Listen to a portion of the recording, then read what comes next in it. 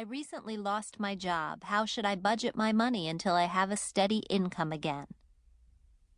Before you start making that budget, you must take stock of where you stand. You need a clear idea of what, if any, money is coming in and how much you have in liquid, accessible savings. You then need to know how much you spend on a monthly basis.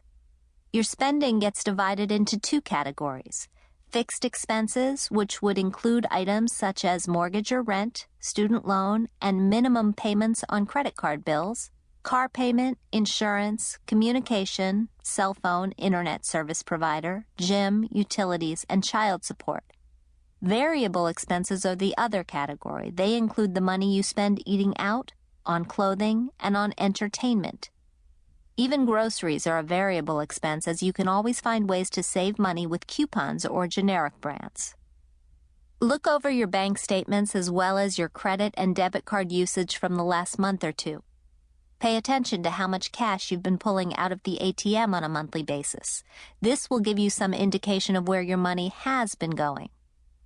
Once you know where the money is going, it'll be easier to find ways to cut back. Start with the variable expenses. The restaurants and entertainment go, for starters. The coffee shop, new clothes, spontaneous trips to the mall and bookstore do too. Then turn to the fixed expenses that are not so fixed. Can you do without the landline and use the cell phone?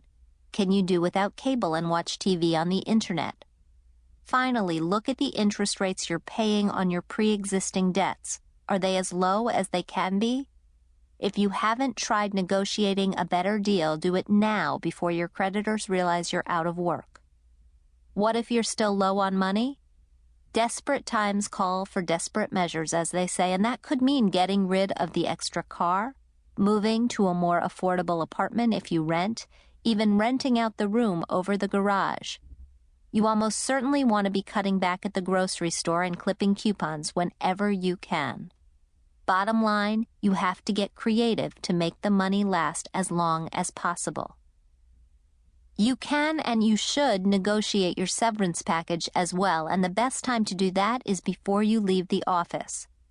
If you see a layoff coming, do some research about severance packages in your industry and at your company before you have your discussion, so that you know what you should aim for.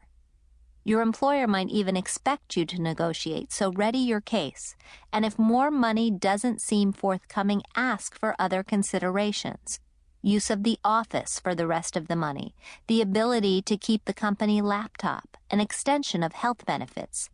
Figure out what's meaningful to you and then ask for it. And if you can't do it yourself, hiring an employment attorney to negotiate for you may be worth the money. What do you do if you can't pay your creditors? Well, be honest with them for starters. You're not the only person out of work, and your creditors know that. What separates the people they want to help from the people they don't is often communication. So first, prioritize your debts and pay the ones that have the ability to take the most away from you. That means the mortgage, the car payment, and the doctor you want to be able to visit in a pinch. Next, contact the creditors who are going to get stiffed. Explain the situation.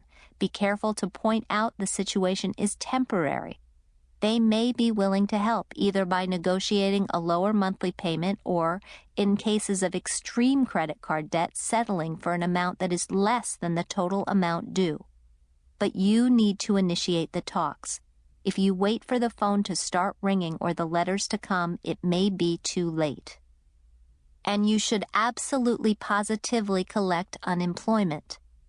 Part of the huge chunk that is taken out of your check each pay period goes to unemployment insurance, which means this money is money you've earned. It's not much.